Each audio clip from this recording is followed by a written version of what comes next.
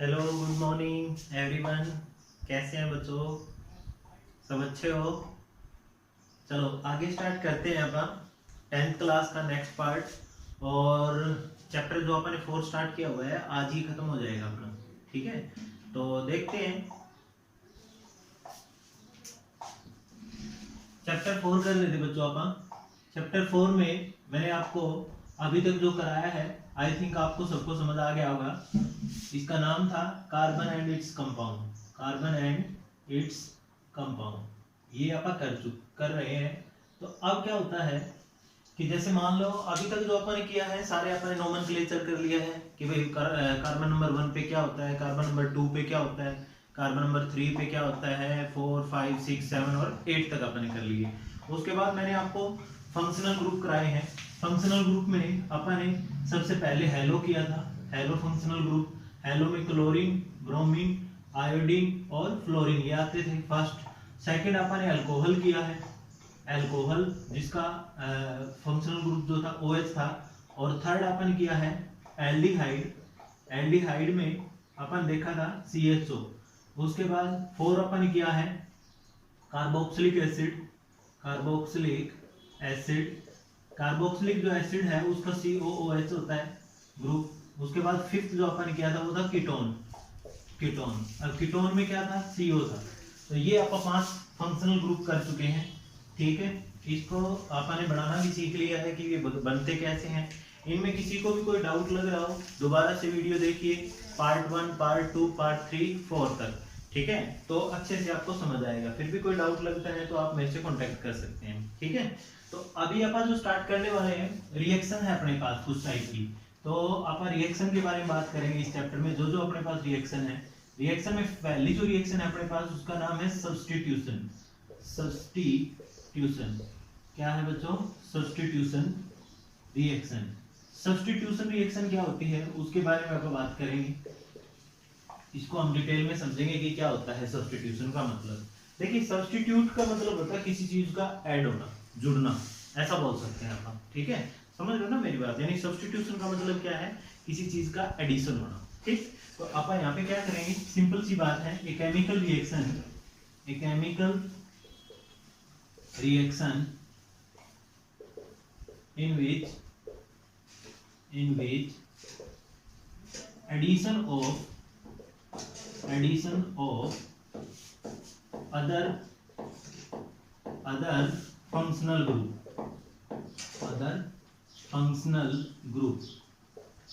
are called substitution reaction। हम उसे क्या बोलेंगे बच्चों?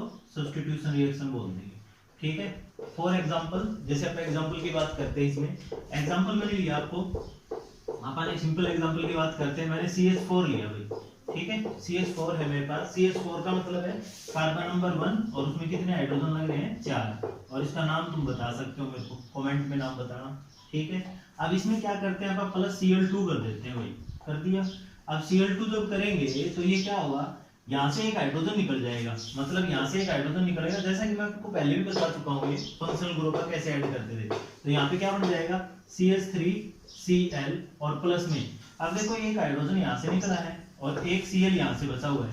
तो एक जो हाइड्रोजन यहाँ से बचा हुआ है जो Cl है वो बना देंगे अपने पास HCl।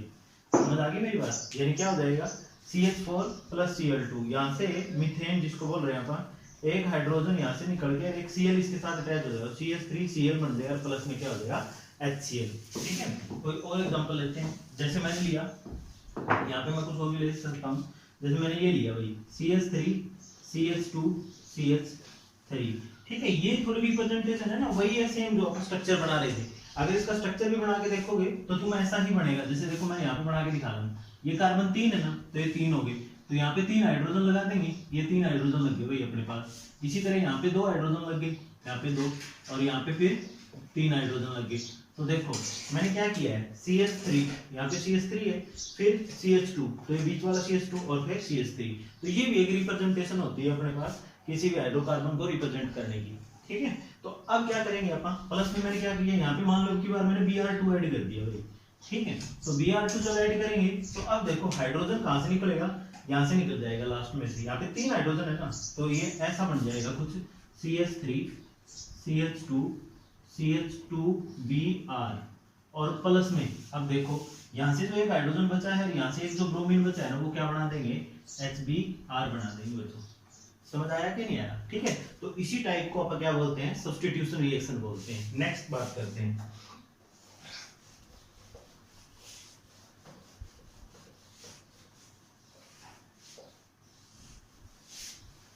दूसरी जो रिएक्शन आती है अपने पास, दूसरी रिएक्शन में है अपने पास एडिशन रिएक्शन। भाई क्या है एडिशन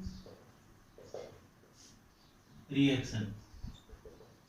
एडिशन रिएक्शन है, एडिशन और सब्स्टिट्यूशन है ना सेम टाइप सी है, बस यहाँ पे अपन थोड़ा सा ध्यान रखना है कि इनकी डेफिनेशन में क्या फर्क है उनकी भी बात करेंगे अपन।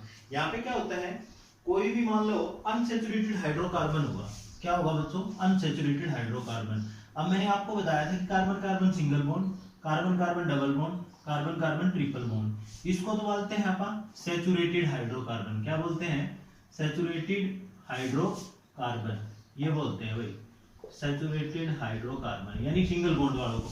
और इसको हम क्या बोलते हैं अनसैचुरेटेड अनसैचुरेटेड हाइड्रोकार्बन, हाइड्रोकार्बन ये बोलते हैं भाई। ठीक है, ये हो जाएगा। तो अब अपन क्या करेंगे इसमें ना इनकी बात करेंगे अपन, समझ रहे हो, थोड़ा सा बस ध्यान से समझिए और सब कुछ समझ आएगा। यानी इनकी बात करेंगे अपन, अनसैचुरेटेड हाइड्रोकार्बन को अपन किस में बदलना है सैचुरेटेड हाइड्रोकार्बन में बदलना है। यानी डबल बॉन्ड वाले से जब सिंगल बॉन्ड वाले में कन्वर्ट हो जाएगा ना तो उसी को अपन एडिशन रिएक्शन बोल लेंगे। समझ आई मेरी बात? यानी डबल और ट्रिपल बॉन्ड वाला तो लेंगे अपन पहले, फिर अपन उसको कैसा बनाएंगे सिंगल बॉन्ड वाला बनाएंगे। तो देखते हैं समझते हैं और फिर बात करते हैं उसकी। पहले अपन डेफिनेशन बात कर लेते हैं और फिर अपन इसके एग्जांपल की बात करेंगे। यानी chemical reaction, chemical reaction in which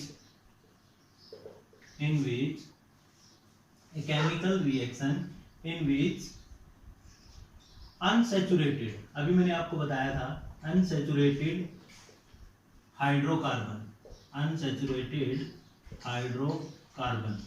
ठीक है, मैं ब्रैकेट में लिख भी देता हूं अनसैचुरेटेड का मतलब क्या है कार्बन कार्बन डबल बॉन्ड और कार्बन कार्बन ट्रिपल बॉन्ड, ताकि तुम्हें याद भी रहे। ठीक है, यानी a chemical reaction in which unsaturated hydrocarbon convert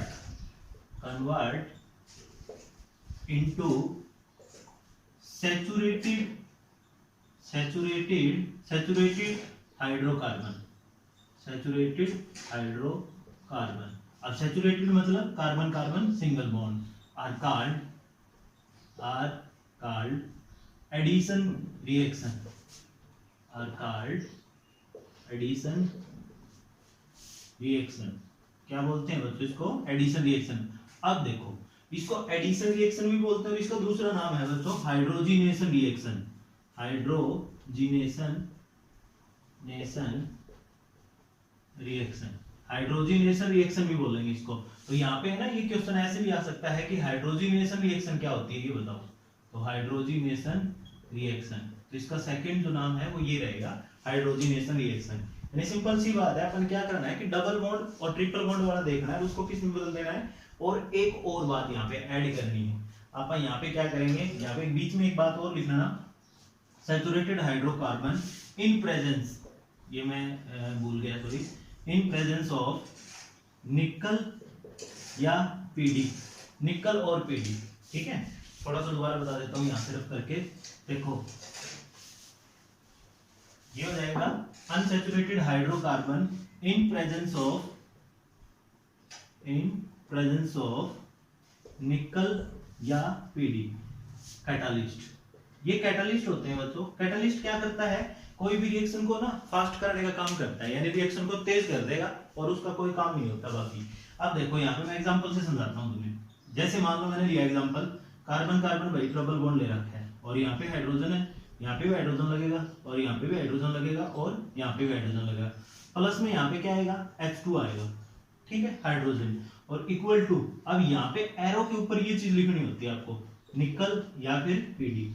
इसको निकल या प्लेडियम बोलते हैं इसको। ठीक है, तुमने सिर्फ याद रखना है कि निकल और पीडी आप बात करेंगे यहाँ पे। ये कैटालिस्ट है। अब ये क्या करेगा बच्चों, ये जो दो हाइड्रोजन है ना, इस बॉन्ड को तोड़ देंगे, ये बॉन्ड ब्रेक होके ये बॉन्ड ब्रेक हो जाएगा। अब मान लो यहाँ पे बॉन्ड हो गया ब्रेक अपने पास, ठीक है, तो दो हाइड्रोजन लगे हुए, तो ये दो हाइड्रोजन भी लगे हुए हैं भाई, और दो इधर भी लगे हुए हैं। तो अब एक बार ध्यान से देखो, क्या ये सारे हाइड्रोजन जो है, कार्बन जो है, उनके ऊपर कंप्लीट है हाइड्रोजन? क्योंकि देखो अपन पता है कि किसी भी कार्बन के लिए 4 बॉन्ड होने चाहिए, तो 1 2 3 ही है यहाँ पे, तो एक और हाइड्रोजन, तो वो कौन करेगा? ये वाले दो हाइड्रोजन। तो इन दो में से एक तो यहाँ लग जाएगा और एक जो है वो यहाँ पे लग जाएगा, तो यहाँ पे एक हाइड्रोजन लग जाएगा और एक यहाँ पे लग जाएगा। समझ आई कि नहीं आई? तो देखो अपन ने क्या किया, डबल बॉन्ड वाला ले रखा था और उसमें क्या किया, H2 को ऐड कर दिया, तो एक एक हाइड्रोजन सिंगल बॉन्ड में कन्वर्ट हो गया। समझ रहे हो? अब ट्रिपल बॉन्ड वाला और देखते हैं एक बार।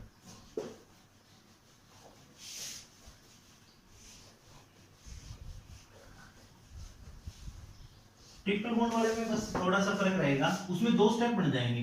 जैसे मान लो यहाँ पे ट्रिपल बॉन्ड लगा दिया भाई मैंने, ठीक है, ट्रिपल बॉन्ड लगाया और एक कार्बन ये लगा दिया, तो यहाँ पे क्या आ जाएंगे, 3 हाइड्रोजन आएंगे और यहाँ पे एक हाइड्रोजन आ जाएगा, ये बन गया। अब ये हाइड्रोजन है और प्लस में यहाँ पे क्या कर देंगे, H2, और इन प्रेजेंस ऑफ किसकी प्रेजेंस में होगा ये, वही सेम, ये सेम रहेगा आपका निकल और पीडी, ठीक है। अब क्या करेंगे अपन यहाँ पे, वही देखो यहाँ पे ट्रिपल बॉन्ड है, तो पहले जो 2 हाइड्रोजन आएंगे ना, वो इसको डबल बॉन्ड में कन्वर्ट करेंगे, यानी पहले ट्रिपल से डबल बनेगा और फिर दूसरे स्टेप में डबल से सिंगल बॉन्ड बनेगा। तो यानी अगले स्टेप में यहाँ क्या बनेगा, यहाँ पे आ जाएगा डबल बॉन्ड, और ये जो 2 हाइड्रोजन है ये वाले, ये यहाँ लग जाएंगे इस कार्बन पे, एक यहाँ लगा दो एक यहाँ लगा दो, ठीक है, एक हाइड्रोजन यहाँ लग जाएगा। अब क्या होगा, एक और कार्बन बचा हुआ है, तो ये लग जाएगा आपका, ये बन जाएगा भाई, ठीक है। अब देखो अब फिर डबल बॉन्ड है, तो अब डबल बॉन्ड है तो आप क्या करेंगे, यहाँ पे फिर निकल और पीडी डालेंगे, पीडी डाल दो और यहाँ पे प्लस क्या कर देंगे अपन, H2 कर देंगे इसमें, इसको मैंने ऐसे घुमा दिया इसी रिएक्शन को दोबारा, तो अब क्या हो जाएगा, सिंगल बॉन्ड में कन्वर्ट हो जाएगा भाई। तो यहाँ से क्या हो जाएगा, ये हाइड्रोजन, ये भी हाइड्रोजन, ये भी हाइड्रोजन, ये भी हाइड्रोजन और ये हाइड्रोजन, तो बना के नहीं है, ये देखो। अब ये क्या है, सैचुरेटेड हाइड्रोकार्बन, ये समझाना चाह रहा हूँ आपको, ठीक है ना। तो देखो ट्रिपल से सिंगल बॉन्ड, डबल बॉन्ड में, निकल की पीडी की प्रेजेंस में, और फिर क्या हो जाएगा, सिंगल बॉन्ड। तो इसी टाइप की रिएक्शन को हम हाइड्रोजनेशन या फिर एडिशन रिएक्शन बोलते हैं बच्चों, ठीक है, समझ आया? ठीक, अब इसके बाद आगे की बात करते हैं अपन नेक्स्ट।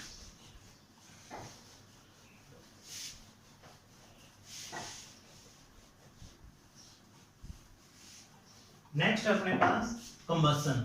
कंबसन क्या होता है, कंबसन की बात करते हैं भाई। कंबसन, कंबसन क्या होता है, जलना भाई। क्या होता है बच्चों, जलना, किसी चीज को जलाना, ऐसा बोल सकते हैं अपन, उसको हम क्या बोलते हैं, कंबसन बोलते हैं, ठीक है। तो कंबसन के बारे में अपन सारी बात करेंगे डिटेल में, क्या होता है कंबसन, और फिर उसके आगे डिस्कस करते हैं। तो देखो कंबसन जो है, यानी अब देखो एक बात तो तुम मान लो कि भी कोई भी चीज जो जलती है ना, वो हमेशा ऑक्सीजन की प्रेजेंस में जलेगी, उसको ऑक्सीजन चाहिए है जलने के लिए, ठीक है। चाहे आप कोई भी चीज जलाएं, जैसे तुमने घरों में भी देखा होगा, अगर हवा तेज चल रही हो तो आग ज्यादा जल्दी फैलती है, कहीं पे आग लगी हो तो, है ना। और इसी तरह अगर अपने मान लो घरों में आग जलाते हैं, तो अगर घरों में आग जब जलाते हैं तो क्या करते हैं, आप मुंह से उसको फूंक मारते हैं, तो वो क्या होती है, वो भी अपन उसको ऑक्सीजन दे रहे हैं, ठीक है। कभी भी वो जो फूंक मारने वाले होते हैं उसको अपन यहाँ पे रख के मारते हैं, ताकि यहाँ पे जो ऑक्सीजन है वो इसके अंदर जा सके। आप कभी भी इसको अंदर, मुंह के अंदर लेके नहीं मारेंगे, क्यों, क्योंकि अपन तो कार्बन डाइऑक्साइड छोड़ रहे हैं, तो कार्बन डाइऑक्साइड तो बुझाने का काम करेगी। तो क्या करते हैं अपन, यहाँ पे ऑक्सीजन होती है जो, उसको अपन फूंक के साथ प्रेशर करते हैं, प्रेशर से फिर वो आगे जाती है, फिर आग लग जाती है, ठीक है। तो ये होता है बच्चों। तो आगे बात कर रहे हैं, अब जैसे मैंने एग्जांपल लिया आपको, कार्बन है, आप कार्बन को जलाएंगे भाई, तो कार्बन है, कार्बन को जलाएंगे ऑक्सीजन की प्रेजेंस में, तो ये क्या देगा, एक तो CO2 देगा, और CO2 बोलते हैं धुआं, ऐसा बोल सकते हैं आप, यानी जो धुआं होता है उसको बोलते हैं, प्लस में, और यहाँ पे क्या आ जाएगी आपके पास, हीट एनर्जी। तो किसी भी चीज को आप जलाते हैं तो हीट तो मिलती है ना, ये बन जाएगा, ठीक है। अब क्या करते हैं आप, मीथेन को जलाते हैं यहाँ पे, CH4 को। तो बच्चों जब यहाँ पे CH4 को जलाएंगे ना आप, तो CH4 के जलाने से क्या हो जाएगी, यहाँ पे एक तो अपने पास मिलेगी CO2, तो देखो मिलनी ही मिलनी है, क्या मिलनी है, CO2 तो मिलनी ही मिलनी है पक्का। बस यहाँ पे एक ना वाटर और निकलेगा। अब कभी तुमने देखा है कोई लकड़ी जलाते हैं, लकड़ी जल रही होती है और उसके पीछे से ना थोड़ा थोड़ा पानी निकल रहा होता है, तो वो ही क्या होता है, वाटर होता है। और प्लस में क्या हो जाएगा बच्चों, यहाँ पे हीट एनर्जी हो जाएगी, ये हीट एनर्जी भी हो जाएगी भाई, ठीक है। समझ आ गया कि नहीं आ गया? एक एग्जांपल और लिखवा देता हूँ आपको इसी का, कंबस्शन का। कंबस्शन जैसे मान लो मैंने मिथेनॉल लिया या इथेनॉल लिया और उसको जला रहे हैं अपन, तो इथेनॉल का एग्जांपल देखो अपन बनाया था CH3CH2OH, इसका नाम क्या बनेगा, इथेनॉल। ये आप बना चुके हो पहले, मैं आपको सिखा भी चुका हूँ कि कैसे बनाना है। अगर नहीं समझ में आ रहा हो तो आप दोबारा वीडियो देख लेना। CH3CH2OH को क्या बोलेंगे, इथेनॉल, क्योंकि 2 कार्बन है, OH ग्रुप लग रहा है तो ओल लग जाएगा, ठीक है। अब इसको क्या करते हैं, आप ऑक्सीजन की प्रेजेंस में जलाते हैं भाई। तो ऑक्सीजन में जब जलाएंगे तो मैंने आपको क्या बताया, एक तो भाई अपने पास CO2 मिलेगा, ये तो फिक्स है, CO2 मिल गया। अब क्या करेंगे, एक अपने को प्लस में वाटर भी मिलेगा भाई, वाटर भी मिल जाएगा, ठीक है। और फिर क्या मिलेगा अपने को, हीट एनर्जी मिलेगी, ठीक है। ये आप बैलेंस आप कर सकते हो, बैलेंस आपको मैंने फर्स्ट चैप्टर करा चुका हूं मैं, बैलेंस कर सकते हो। बस आपने ये ध्यान रखना है कि जब भी किसी चीज को जलाएंगे ना तो CO2, वाटर और हीट मिलेगी। अब यहाँ पे वाटर क्यों नहीं मिला, क्योंकि यहाँ पे तो कार्बन है, ठीक है। जितना कम अमाउंट होगा उसमें आपको वाटर नहीं मिलेगा यहाँ पे, तो यहाँ पे आएंगे जब भी आप हाइड्रोजन ज्यादा ऐड करेंगे ना तो उससे फिर वाटर निकलना स्टार्ट हो जाएगा, तो यहाँ पे हीट एनर्जी तो आएगी और CO2 भी आएगी, ठीक है। समझ आया कि नहीं आया? तो ये होता है अपने पास कंबस्शन। अब कंबस्शन से आगे जो अपना टॉपिक है, उस टॉपिक नेक्स्ट टॉपिक की हम बात करेंगे ऑक्सीडेशन। ऑक्सीडेशन का क्या मतलब होता है उसकी बात कर लेते हैं भाई। एक टॉपिक है अपने पास ऑक्सीडेशन, ये मैं आपको पहले भी करा चुका हूँ भाई, ठीक है। ये पहले मैं आपको करवा चुका हूँ कि ऑक्सीडेशन क्या होता है और रिडक्शन क्या होता है। फिर भी आप एक रिवीजन ले लेते हैं। ऑक्सीडेशन, ऑक्सीडेशन, और एक होता है अपने पास रिडक्शन, रिडक्शन। तो देखो यानी यहाँ पे तो अपन क्या करेंगे, सिंपल एडिशन ऑक्सीजन का एडिशन और माइनस करेंगे अपन हाइड्रोजन। यानी ऐसी रिएक्शन, ऐसी केमिकल रिएक्शन जिसमें ऑक्सीजन का तो जुड़ना हो, ऑक्सीजन तो जुड़ रही हो और हाइड्रोजन क्या हो रहा हो, निकल रहा हो। एक होएगा इसमें, या तो ऑक्सीजन जुड़ेगा या फिर ऑक्सीजन निकलेगा, या फिर हाइड्रोजन जुड़ेगा या फिर हाइड्रोजन जुड़ेगा, ठीक है। तो यानी जब ऑक्सीजन का जुड़ना मिले और हाइड्रोजन का निकलना तो हम उसको बोलेंगे ऑक्सीडेशन रिएक्शन, ठीक है। अब जैसे मैंने मान लो यहाँ पे एक एग्जांपल लिया, यहाँ पे लिया मैंने, सिंपल सी बात है, एक एग्जांपल ले लेते हैं CH3CH2OH, ठीक है। इथेनॉल ले लेते हैं भाई, तो ये होगा तुम्हारा CH3CH2OH, ठीक। अब इसमें क्या करेंगे अपन, जब अपन इसके अंदर एल्केलाइन KMnO4, एल्केलाइन ये ना कैटालिस्ट होता है जो मैं आपको पीछे वीडियो में बताया है, एल्केलाइन KMnO4, ठीक है। तो जब इसको और प्लस में अपन हीट, ये जो ट्रायंगल होती है ना इसको हीट का साइन बोलते हैं, तो जब अपन इसको हीट करेंगे ना तो बेटा इसके अंदर ना क्या हो जाएगा, ऑक्सीजन ऐड हो जाएगा। तो देखो कैसे बनेगा ये, जब ऑक्सीजन ऐड होगा तो CH3CH2COOH ये बन जाएगा, ठीक है। अब देखो अपन यहाँ पे क्या था, इथेनॉल था, क्या था बच्चों, इथेनॉल था, और अपन क्या बना दिया यहाँ पे, इथेनोइक एसिड बना दिया। क्या बना दिया, इथेनोइक एसिड बना दिया। समझ रहे हो कि नहीं बात? यानी सिंपल सी बात है कि जिसमें देखो अब यहाँ पे तो ऑक्सीजन एक ही था और यहाँ पे क्या हो गया, एक और आ गया, एक्स्ट्रा आ गया, तो इसी को तो आप एडिशन बोल रहे हैं, तो एडिशन होगा तो हम ऑक्सीडेशन बोलेंगे। अब आपको क्वेश्चन ये आएगा, मान लो आपको ये आ जाए कि इथेनॉल से अपन क्या बनाना है, इथेनोइक एसिड बनाना है भाई, तो फिर आप सिंपल बोलेंगे कि जब आप इसको इथेनॉल को हीट करें एल्केलाइन KMnO4 के साथ, ठीक है, तो आप ये बन जाएगा। समझ आया कि नहीं आया? आपने बस थोड़ा सा ध्यान रखना है कि बढ़ता कैसे है। अगर समझ के चलोगे ना बेटा तो बहुत आसान है, और नहीं तो भाई देखो रट्टे मार ही सकते हो, है ना। तो ये होता है अपने पास। उसके बाद नेक्स्ट मैं बात करूंगा, आगे है अपने पास कुछ प्रॉपर्टीज है भाई, एक है इथेनॉल और एक है अपने पास इथेनोइक एसिड। दोनों की बात कर लेते हैं अपन यहाँ पे, एक इथेनॉल और इथेनोइक एसिड।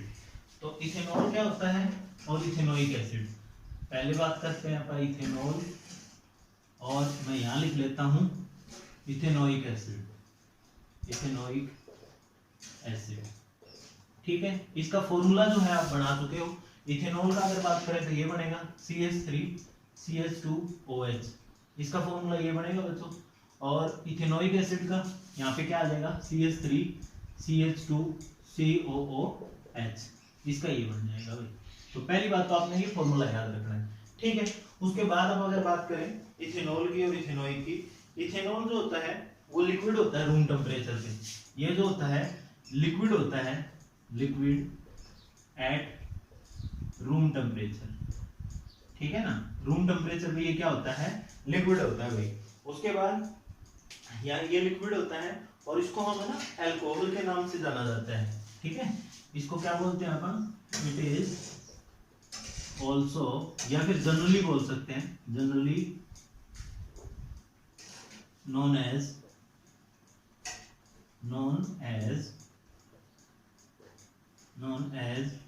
अल्कोहल, ठीक है बच्चों, ये अल्कोहल आ जाएगा।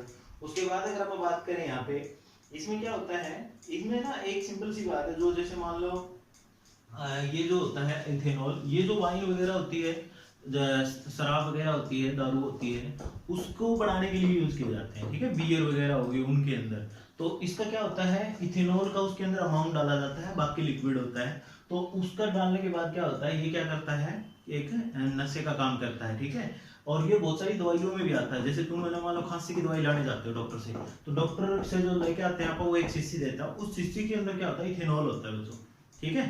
तो ये इथेनॉल, ये जो होता है दवाई का भी काम करता है, ठीक है। तो आजकल जो लोग हैं वो इसको ड्रिंक ज्यादा करते हैं, तो उस वजह से उनका क्या हो जाता है, वो प्रॉब्लम में आ जाते हैं और बीमार हो जाते हैं।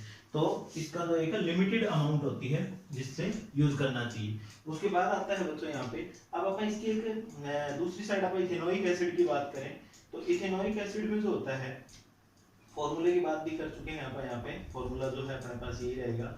और इसके अंदर, अब इसके अंदर क्या होता है, जैसे यहाँ पे ये लिक्विड होता है, ये भी लिक्विड होता है रूम टेम्परेचर पे, ठीक है। तो it is also liquid at room temperature, ये होता है भाई।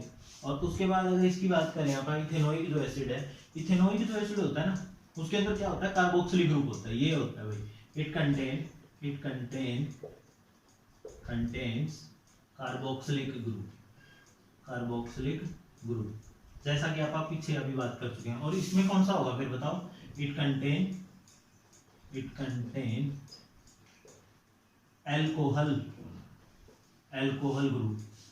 ग्रुप हो गया ना, क्योंकि इसको अल्कोहल बोला है तो अल्कोहल ही होगा, तो OH ग्रुप आ जाएगा भाई, ठीक है ना। तो ये कुछ जनरल सी प्रॉपर्टी है, और भी मैं देख रहा हूँ, अगर मान लो कोई एक्स्ट्रा मिलती है तो आप बात कर लेंगे इसमें, ठीक है। उसके बाद मेरे को नहीं लग रहा है इसमें कुछ है, बस इसमें थोड़ी रिएक्शन है, वो आप बात कर लेते हैं। तो देखो, अगर मान लो अब थोड़ी रिएक्शन की बात कर लेते हैं इनकी, भाई रिएक्शन कैसे आती है। रिएक्शन में आप क्या करेंगे, इसमें रिएक्शन में सिंपल है बेटा, रिएक्शन में क्या करते हैं कि इथेनॉल की, आपको ये आ जाएगा कि भाई ना इथेनॉल से तुम एल्केन कैसे बनाओगे या इथेन कैसे बनाओगे, ऐसा क्वेश्चन आ जाए, या इथीन कैसे बनाओगे। जैसे मान लो हाउ, क्वेश्चन ये है आपका, question number 1, how you convert ethanol into ethene, तो ये क्वेश्चन है भाई आपका, ठीक है। How you convert ethanol into ethene, तो आप क्या करेंगे, पहले इथेनॉल का फॉर्मूला लिखेंगे यहाँ पे, CH3CH2OH, यही होता है इथेनॉल, इसको आप इथेनॉल बोलते हैं, है ना। तो अब क्या होता है बच्चों, प्लस इक्वल टू, अब यहाँ पे क्या करेंगे, आप यहाँ पे लेंगे कंसंट्रेटेड H2SO4, क्या लेंगे, कंसंट्रेटेड H2SO4, ये होता है सल्फ्यूरिक एसिड। अब दो टाइप के होते हैं, देखो एसिड दो टाइप के होते हैं, एक तो होता है कंसंट्रेटेड और एक होता है डाइल्यूट। अब यहाँ पे जो बात करें, यहाँ पर डाइल्यूट में होता है मोर वाटर, यानी जिसमें ज्यादा वाटर हो, ठीक है, उसको आप क्या बोलेंगे, डाइल्यूट। और कंसंट्रेटेड में क्या होगा, इसमें लेस वाटर होएगा और मोर एसिड होगा, प्लस मोर एसिड, यानी जिसमें एसिड ज्यादा होगा, तो इसमें एसिड क्या होगा, लेस एसिड होगा। तो अब एक बात बताओ मेरे को, कौन सा इसमें से हार्मफुल रहेगा, तो हार्मफुल बताओ कौन सा रहेगा, हार्मफुल तो यही रहेगा ना, क्योंकि जिसमें ज्यादा एसिड होगा वो ज्यादा हार्मफुल रहेगा। डाइल्यूट वाला तो वैसे ही वाटर है उसमें, तो ज्यादा वाटर है तो वो हार्मफुल नहीं होगा, ठीक है। तो ये बात कर रहे हैं अपन। तो यहाँ पे जब अपन इसमें कंसंट्रेटेड लेंगे ना, तो क्या बन जाएगा, ये सिंपल इथीन बन जाएगा भाई, क्या बन जाएगा, इथीन। यहाँ पे आ जाएगा CH2 डबल बॉन्ड CH2 और प्लस में क्या आ जाएगा, वाटर, ये बन जाएगा, ठीक है। यानी ये रिएक्शन होती है बेटा, ये प्रॉपर्टीज होती है, आपको याद ही रखनी पड़ेगी। जैसे इथेनॉल से आप इथीन कैसे बना सकते हैं, तो CH3CH2OH और कंसंट्रेटेड H2SO4 डाले उसमें, तो क्या बन जाएगा, इथीन बन जाएगा और वाटर आ जाएगा अपने पास बाहर, ठीक है। उसके बाद अगर आप बात करें, अगर मान लो एक रिएक्शन अपन ऐसे निकल लेते हैं, एक रिएक्शन होती है नाम से भी आ जाती है वो, ठीक है, तुम्हारे मिल जाएगी, इसमें एनसीईआरटी में भी है, एस्टरीफिकेशन। क्या होता है एस्टरीफिकेशन? ये क्वेश्चन आता ही आता है भाई, मोस्ट इंपॉर्टेंट क्वेश्चन है। एस्टरीफिकेशन रिएक्शन किसे कहते हैं? Esterification reaction. एस्टरीफिकेशन रिएक्शन क्या होती है इसके बारे में अब बात करते हैं। देखो एस्टरीफिकेशन जो रिएक्शन होती है ना, उसमें एक बात याद रख लो, इसमें क्या होता है, दो चीजें होती हैं, एक तो इथेनोइक एसिड होता है और एक क्या होता है इथेनॉल होता है, और वो क्या बनाते हैं एस्टर बनाते हैं। ठीक है, समझते हैं, पहले लिख लेते हैं फिर बात करेंगे। ए chemical reaction, A chemical reaction, reaction in which after, या फिर ऐसे लिख लो, in which ethanol and ethanoic acid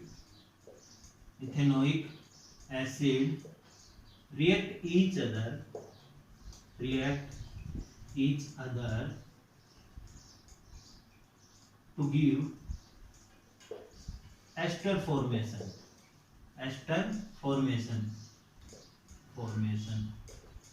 are called esterification। Most important question है भाई ये, ठीक है। आपको मैंने एक कराया है पीछे हाइड्रोजिनेशन और एक ये तीन नंबर के क्वेश्चन आते हैं, आपको सिर्फ डेफिनेशन और इसकी रिएक्शन लिखनी होती है। अब रिएक्शन देखो मैं कैसे बताता हूँ आपको। जैसे मान लो मैंने क्या किया यहाँ पे, अभी बात करें अपन, तो मैंने एक तो इथेनॉल लिया, क्योंकि मैंने क्या लिखा है यहाँ पे इथेनॉल लिखा है ना, तो इथेनॉल का फॉर्मूला क्या होता है CH3CH2OH प्लस, फिर मैंने क्या लिखा इथेनोइक एसिड लिखा है ना, तो इथेनोइक एसिड ले लो CH3CH2CO, गलत हो गया, CH3CH, अब देखो इथेनोइक है तो दो ही कार्बन आ रहे हैं, तो यहाँ पे आ जाएगा दो कार्बन आ जाएंगे ऐसे, ठीक है, ये बन जाएगा भाई अपने पास। ठीक है, फॉर्मूला थोड़ा शायद मैंने पीछे भी गलत लिख दिया, तो ध्यान रखना, क्योंकि इथेनोइक है तो दो कार्बन आएंगे ना, तो इसलिए अपन इथेनोइक एसिड ऐसे लिखेंगे, तो ये बन जाएगा आपके पास इथेनोइक एसिड का फॉर्मूला। अब क्या करेंगे अपन, जब इसमें आप क्या कर देंगे एसिड डाल देंगे भाई, तो एसिड डाल दो इसके अंदर, तो प्लस में क्या कर देते हैं यहाँ पे, यानी इस एरो के ऊपर लिख देंगे अपन एसिड, और जब एसिड डालेंगे ना तो एस्टर का क्या फॉर्मूला होता है वो आपने थोड़ा याद रखना पड़ेगा। देखो अपन इन दोनों को ना कंबाइन करना है, जोड़ना है, क्या करना है जोड़ना है, तो अब इनको कैसे जोड़ सकते हैं अपन, ठीक है, इसको पहले लिखो, तो इसको पहले लिख लो, ऐसे लिख लो CH3 लिख दिया मैंने, फिर ये C है ना, इसको ऐसे लिखो डबल बॉन्ड, और फिर अब इस चीज को मैंने ऐसे लिखा है CH3C डबल बॉन्ड, यहाँ पे ऐसे लिखने के बाद फिर इसको जोड़ना है अपन, तो इसके साथ कैसे जोड़ेंगे, ऑक्सीजन को पहले ले आओ, ये लिख दिया मैंने, ऑक्सीजन लिख दिया। अब क्या करेंगे, अब ऑक्सीजन जोड़ने के बाद जो बाकी बच गया ना वो सारा लिख दो, तो यहाँ से बच गया तुम्हारा CH2 और CH3, ये बन जाएगा आपका एस्टर। ठीक है, मैं देख भी लेता हूँ CH3 CH2, हाँ ठीक है ना, ऐसे बनेगा भाई। अगर तुम मान लो इसको थोड़ा सा अगर एडजस्टमेंट करके भी लिखना चाहो ना, तो इसको इथेनॉल को पहले लिख लो, क्योंकि अपन यहाँ पे इथेनॉल पहले लिखा है, तो उससे कोई फर्क नहीं पड़ना, बस आपको थोड़ा ध्यान रह जाएगा। ये हो गया प्लस में इथेनोइक एसिड, तो ये हो गया आपका CH3, इथेनॉल लिखो CH3 CH2OH, और प्लस में हो जाएगा COO, यहाँ पे आ जाएगा H, ये इथेनॉल हो गया और ये इथेनोइक एसिड हो गया। तो जब इसको एसिड की प्रेजेंस में करेंगे तो क्या होगा, देखो मैंने क्या किया, ये CH3 है, ये यूं का यूं है, फिर यहाँ पे क्या किया, ये वाला CH3 है पहले, ये वाला CH3, फिर COO, ये वाला यूं का यूं, और फिर क्या कर देंगे अपन यहाँ पे कर देंगे, और प्लस में यहाँ पे आ जाएगा वाटर H2O। तो ये होता है वो एस्टर, क्या होता है एस्टर, इसी को आप क्या बोलते हैं बच्चों, एस्टर बोलते हैं भाई। ठीक है ना, कर लो भाई, ये बहुत आसान है, बस थोड़ा सा ध्यान रखना है तुमसे कि हम कर क्या रहे हैं यहाँ पे, तो ये एस्टरीफिकेशन रिएक्शन हो जाएगी। तो ये लास्ट रिएक्शन है आपकी, और इसके बाद एक क्वेश्चन आता है आपका सोप वाला और बात कर लेते हैं अपन, क्योंकि फिर इसके बाद ये चैप्टर हो जाएगा आपका खत्म। ठीक है, तो चैप्टर की बात कर लेंगे आज अपन कंप्लीट ही, तो ये चैप्टर खत्म हो जाएगा अपना। तो सबसे पहले मैं बात करूंगा आपको कि सोप जो होती है वो बनती कैसे है और वो कैसे काम करती है, उसी के बारे में बताऊंगा मैं। ठीक है, और जब स्कूल लगेंगे तो मैं उसके बारे में आपको लिखवा भी दूंगा। तो देखो पहले समझ लेते हैं कि सोप कैसे होती है। Soap and detergent, soap and detergent. तो देखो सोप यानी साबुन जो घरों में यूज करते हैं, और डिटर्जेंट यानी कि सर्फ, सर्फ जिसको बोलते हैं है ना, ये होता है। तो अब क्या होता है, इन दोनों के बारे में बात करनी है अपन। तो पहले अपन सोप की बात कर लेते हैं। सोप जो होता है भाई, उसमें ना इसका स्ट्रक्चर की अगर बात करें तो दो पार्ट होते हैं। एक तो होता है आयनिक पार्ट और एक होता है non ionic part. Non ionic part, ठीक है, एक आयनिक होता है और एक क्या होता है, नॉन आयनिक पार्ट होता है, यानी दो पार्ट में डिवाइड किया गया है। अब यहाँ पे इसके स्ट्रक्चर की बात करें तो इसका स्ट्रक्चर ऐसे होता है, देखो इस टाइप से मैं ऐसे बना देता हूँ इसको, ठीक है। ये जो होती है इसकी, इसको बोलते हैं टेल, और ये जो टेल होती है ना, ये बनी होती है हाइड्रोकार्बन की। अब हाइड्रोकार्बन का मतलब मैं तुम्हें बता चुका हूँ, हाइड्रोकार्बन की बनी होती है।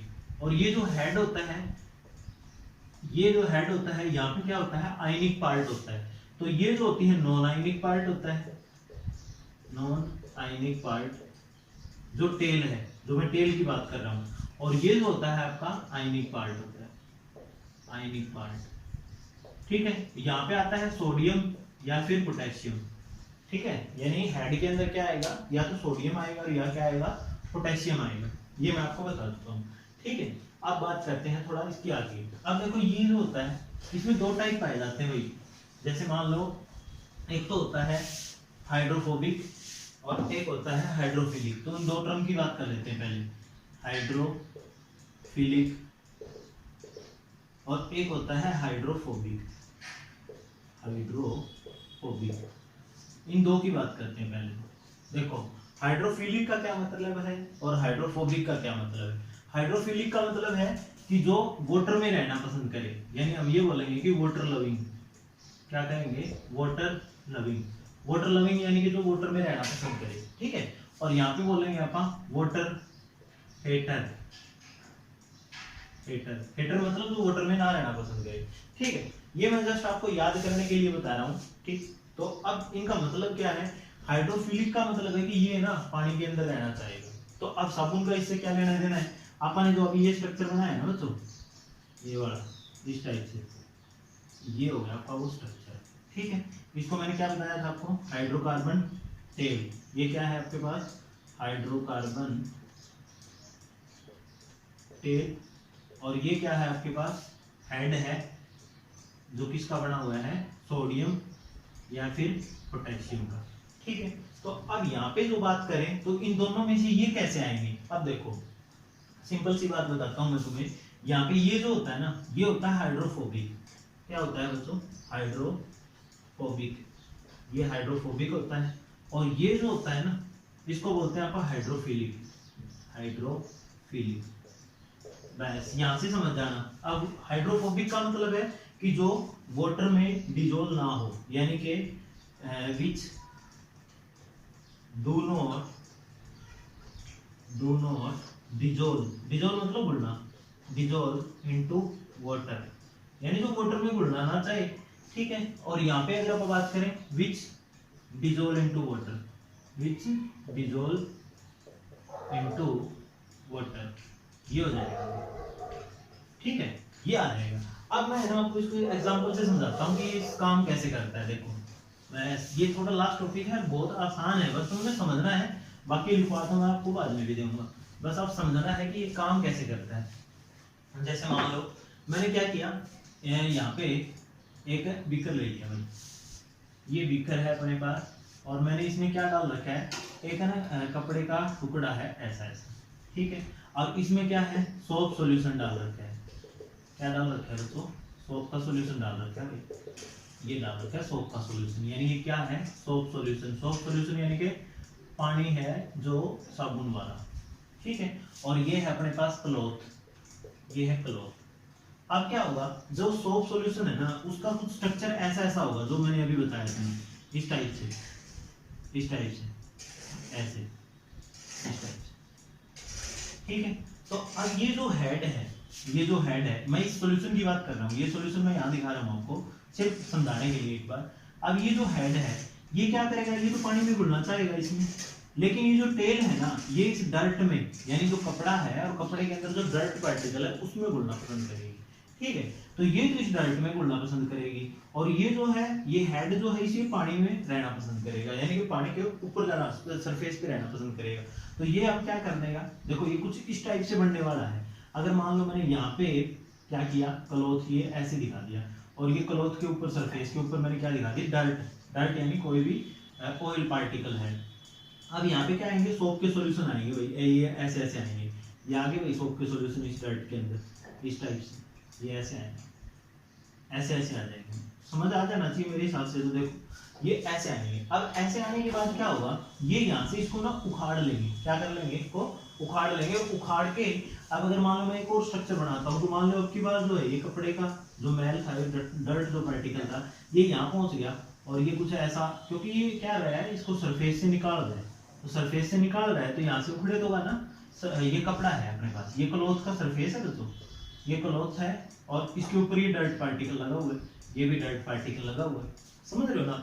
तो अब क्या होगा, इसको उखाड़ लेगा तो ये सारा क्या हो जाएगा, बाहर निकल जाएगा, और जब ये बाहर निकल जाएगा, यानी यहाँ पहुंच गया मान लो ये डर्ट, तो ये जब डर्ट यहाँ पहुंचेगा ना, मान लो ये है वो डर्ट, अब ये है ना सोप का सॉल्यूशन ऐसा ऐसा बन जाएगा इसके चारों ओर, ऐसे इस टाइप से, इस टाइप से इसको चारों ओर से घेर लेगा भाई, ठीक है ना, इस टाइप से घेर लेगा, ये चारों ओर से इसको इस तरह से क्या कर लेगा, घेर लेगा, यानी कि इसकी घेराबंदी कर लेगा, और ये ऐसे ऐसे करके इस टाइप से, ये बात, और इस टाइप से, तो ये जो बनता है, और इसको हमने क्या बोला है, ये मान लो कोई भी ऑयल है या डर्ट पार्टिकल है, ऐसा बोल रहा हूँ। तो अब क्या हुआ, इस चीज को, ये जो क्लस्टर बन जाता है, ये क्या हो गया, अपने पास क्लस्टर हो गया भाई, क्या हो गया, क्लस्टर।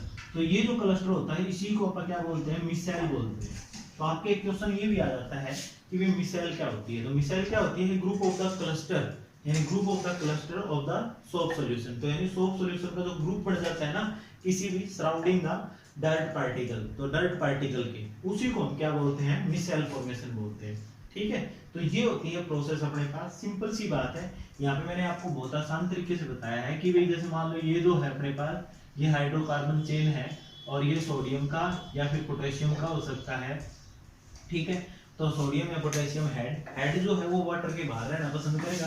तो देखो ये इसका भी स्ट्रक्चर बनाओगे, ये कुछ ऐसा ऐसा बनेगा। अगर मान लो मैं इसके अंदर दिखाता हूँ इस टाइप से, तो देखो ये जो आयनिक पार्ट है ये बाहर सरफेस के ऊपर जा रहा है, और ये जो है ये अंदर रह रही है, ये जो मान लो हाइड्रोकार्बन चेन है, क्योंकि ये क्या करेगी, वाटर में नहीं रहना चाहेगी, वाटर से तो उसको बाहर निकालना पड़ेगा ना। तो जब भी आपने देखा होगा तुमने, अपनी मम्मी जो कपड़े धोती है, तो उसमें क्या होता है कि सारी जो डर्ट होती है वो ऊपर आ जाती है सरफेस पे, और फिर उसको वॉश आउट कर देते हैं पानी से, फिर वो साफ हो जाती है। ठीक है, तो ये है अपने पास क्या, सोप के बारे में। अब थोड़ी सी बात हमें डिटर्जेंट की भी कर लेते हैं कि डिटर्जेंट में क्या डिफरेंस होता है।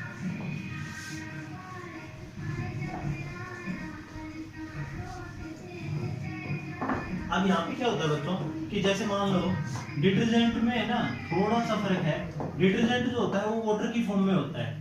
अब तुमने ना देखा होगा, जैसे मान लो अपन एक पैकेट लेके आते हैं सर्फ का, और उसको हाथ पे डाल के रखना, और उसकी ना कुछ ऐसे पार्टिकल मिलेंगे, और उन पार्टिकल के ऊपर आप क्या करेंगे, उसमें थोड़ा सा पानी डालेंगे, बिल्कुल थोड़ा सा, और थोड़े से टाइम के बाद, जस्ट सेकंड के बाद ही वो क्या हो जाएगा, सारा वाटर में कन्वर्ट हो जाएगा। क्यों? क्योंकि है ना उसमें पहले से ही उसको ड्राई वाटर किया हुआ है। ड्राई वाटर का मतलब है कि उसको ना वाटर ड्राई किया हुआ है। वाटर ड्राई मतलब सूखा वाटर, ठीक है। तो उसको पैक किया जाता है ताकि वो क्या करे, फिर जल्दी से पानी में डालते ही डिजोल्व हो जाए, ठीक है। तो अब आप क्या करते हैं, जैसे मान लो वॉशिंग मशीन होती है, उसमें आप क्या यूज करते हैं, प्रेफर करते हैं इसको डिटर्जेंट को, क्योंकि ये क्या होता है जल्दी से इजीली क्या हो जाता है, डिजोल्व हो जाता है इनटू वाटर में। तो इसलिए आप इसको डिटर्जेंट को यूज करते हैं।